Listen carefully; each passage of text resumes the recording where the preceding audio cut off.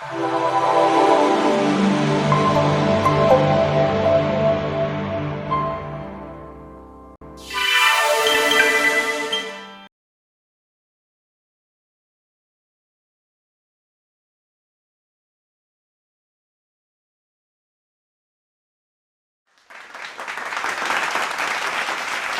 want you to start imagining that those chairs you're sitting on right now, they don't exist. There's no chairs. So that's the first step. And then the second thing is they just told me that the bathrooms are out of service, so there's no bathrooms here. So now you're stuck, no chairs, no bathroom. And the walls, they have to tear them down. So they're taking the walls out. There's no walls, and you're hearing the wind, You're hearing, it's a little hot too as well, right? And then we're going to start injecting, to make it a little bit more interesting. These guys are here. Where is it?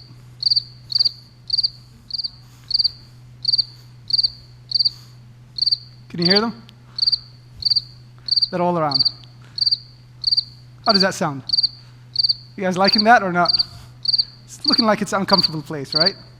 Well, let's imagine a little more. Let's have this view. So now, this is above you, those stars. So you have 5 billion stars.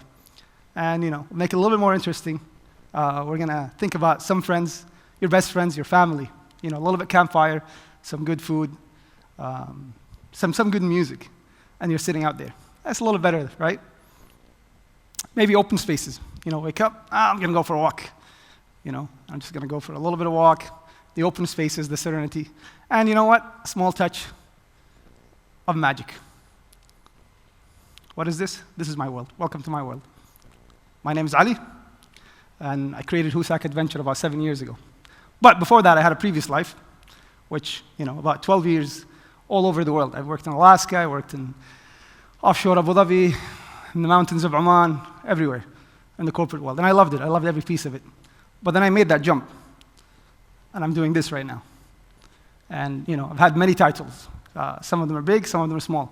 So, one of my titles, one of my previous jobs is I was managing the 5th largest oil field in the world. But I put that all behind me to do this job.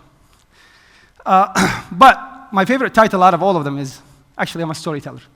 And that's the favorite title I've gained over the last 37 years that I've been living. So with that, today I'm going to tell you the story. I'm going to tell you why I did this.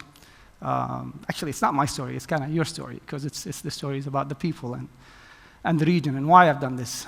But before we do that, I'm going to zoom out and go back in time. So I want you, again, to start the imagination. But this time I want you to go back in time about 4.6 billion years ago. Who knows what happened 4.6 billion years ago? So it is estimated that the age of this planet is about 4.6 billion. So that's how old this little planet that we live in is. Then, it's only about 3.5 to 3.6 billion. What's a 10 billion years between friends, right? So something around that time, life began on Earth. And and that photo is actually one of my favorite photos. Although it looks boring, but I'm standing on a stromatolite. It's one of the first living organisms on this planet. So about 3.5 billion years, life began. And it was only us, about 0.3 million years ago, that we showed up on this planet. So that puts things in perspective. And hopefully that makes you feel how important you are in the big picture. So 4.5 or 4.6 billion, 0.3 million. So that's how old we've been there. Now, since then, as a new creature, as a species coming to this planet, we had to evolve, and we had actually quite consistent way of evolving. We had to do a lot of things to evolve as a creature, and we had to innovate, we had to explore, we had to do a lot of hard work. We had to create science, culture, invest, talk to each other, fight with each other. But throughout all of this, there is one common denominator. Human had to be challenged. Throughout the last 0.3 million years, the 300,000 years that we've been existing here, we've been constantly challenged to survive. And in this region, we've actually been challenged. Whereas Dr. Amiri was talking about, pearls or who was it? Pearls and, pearls and stars. Yeah, we had to survive. We didn't have gold. We didn't have a lot of resources back then, but we had pearls, and we had to survive to get those pearls. But then something happened. So this is for the first time in human history, a nation or a civilization had a shortcut. And it's a good shortcut if you can utilize it the right way. But we've had the shortcut. So all of a sudden, oil came in. And for the first time, a whole region gone from survival mode, extremely poor, to lots of money. We can get whatever we want. So now, that evolution curve we were talking about, it's been consistent. Then we threw it off, and we've gone off on a delta. So now, all of a sudden, you've got 50 or 60 years, maybe a little more, it depends on what country you're from within the region. So this is effectively, this talk is kind of focused on the people in this region here that have gone off the normal evolution curve, and now all of a sudden, we're not being challenged. We've got it easy. Our life, everything has been given to us, education, health. We don't have to work for it anymore. We can hire anybody we want, right? We can just make a phone call, get some help, and what did that leave us with? Is it a bad thing? Well, actually, there's a lot of good things that came out of oil. So I'm not here to talk to you about the curse of oil and how bad this oil is. No, not at all. Actually, I was an oil man for 12 years of my life, and I loved every piece of it, But we put the concrete on the ground, which is great. So all these cities and all of these buildings and all these education systems, and that's wonderful.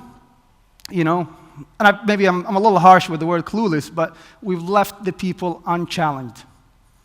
And that kind of also through the equations of human development.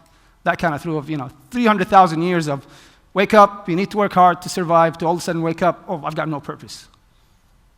I'm getting the car I want at the age of 18. And we've lost connection with nature. So, which is really, really, really important. So, with that, about 7 years ago, actually, I'll stick a little bit more time on this one. About 7 or 8 years ago, moved back to the region. I've been traveling all over, and I saw what most people call it a challenge. I saw it as an opportunity. So I saw the youth in a region where about 60% of the population, if not more, under the age of 40, at every level of society, of school, at a country level, at a family level, everybody talks about the youth as a challenge. These guys, lots of energy, but nobody looked at them as this is an untapped potential. This is an unlimited source of energy. And that's how we looked at it. And I said, there is an opportunity here. And how can we utilize this energy? How can we give the youth a purpose? That's kind of the core of how this whole HUSAC adventure started. But you cannot just go to people and tell them, listen, I'm going to give you a purpose in life. Nobody's going to listen to you. Nobody's going to, it's like, this is not a way that you can talk to people. So we had to make it fun. We had to make the change subtle and make it fun. Not just that, we had to make it trendy. Today, everybody wants to look good. Everybody wants that Instagram photo on top of the mountain. Everybody wants that, that photo for their Instagram. And we see it a lot, and that's okay. There's nothing wrong with that. So we had to make it trendy. And we had to use tools that they understand. This is not about going back to a schoolroom and get a book and study. No, let me use your phone, use your social media. I'm going to talk to you with your language. And this is what we did. And then we had to shock their bodies, shake them, and sometimes actually we had to break them. It was really important for us to break them throughout the process, because that's when they start realizing that, oh, whoa, wow, this is how it feels. So this cave is Majlis al-Jinn.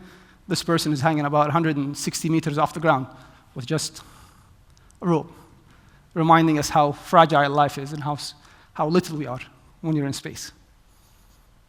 For any caver probably here who've done caving, they understand how small they are when they're inside massive caves. Most importantly, we had to connect them with the nature. We had to remind them that who we are, and this is how we used to live, and you'll be shocked by the results. It takes 48 hours to remind people of who they are, and we do that sometimes in our trips. And so, how did we do that? It's a great idea on paper, right? But it had to be engineered. I'm an engineer by background, so we had to use the concept of head, heart, and hand. So what do I mean by that? What do I mean by head, heart, and hand? So this is the foundation of all the trips. Again, when you go on a trip, you're not going to hear this. You're not going to say, oh, we're going to put this in your head or in your hand. But this is kind of the foundation of it. The head here is a planet to understand. The moment people will understand something, they'll care about it. If they don't understand it, they will not care about it. Just remember that. If you want your kids or your friends to care about something, make them understand the science behind it. Why are we doing this? Why are you protecting these animals? Why are you not throwing this plastic? Why are you doing all of that? So once people understand it, they'll protect it. Heart. We're going to get your heart pumped and excited about it, because the moment your heart is pumped, you're gonna really care about it. And again, there's another saying, it's people will only care about things they've experienced. Put people in an experience, they'll come back a different people. And that's what this is all about. And hand, a planet to save with our hand. Get your hand dirty. Get out there, get your hand dirty, because that's how you learn. That's how you're gonna really get a feel for it. So this was the foundation of how, of building that concept together, of how we're gonna do this. But then, again, it's nice to put it on paper and, you put it as an idea and, probably at the beginning, a lot of people laugh at you, and that's okay. And everything, people at the beginning will start laughing at you. 7 years ago, this is where we started. It was a garage. This was my garage. This was the base operation plan, or, I call it the center.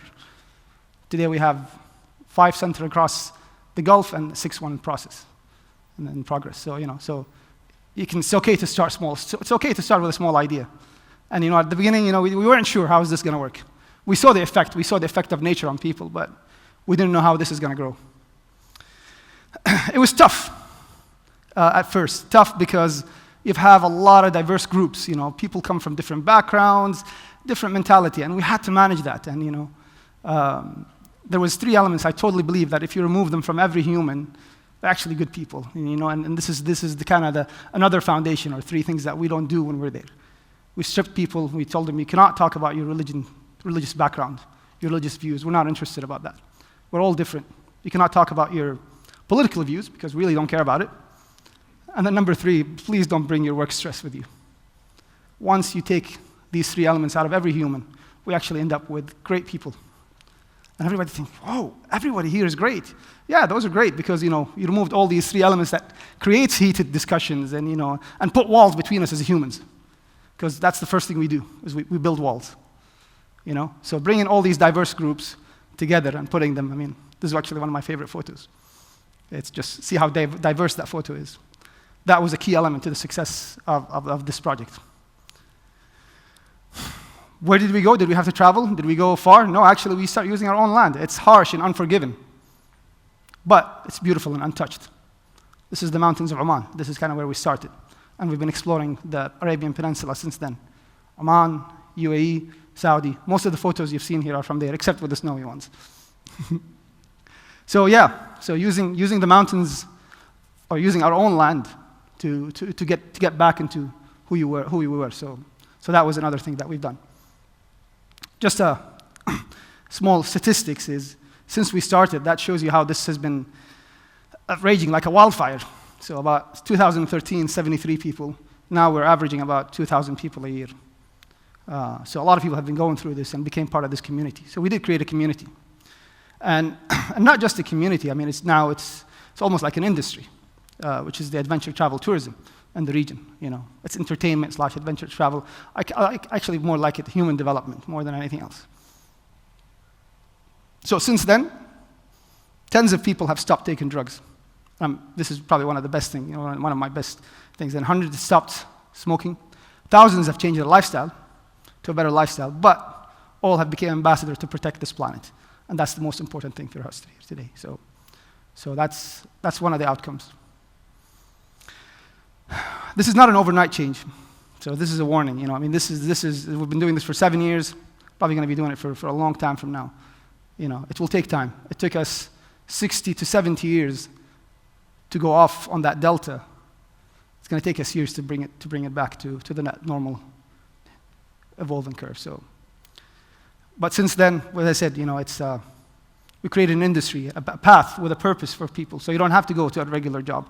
How many people now have been traveling and being, tour guides, being their own guides, starting their own small companies, whatever it is. 7 years ago, people didn't even think about that. They thought that life is all about, where's the doctor, lawyer, and what was the third one? Engineer. Yeah, I'm an engineer. I forgot that.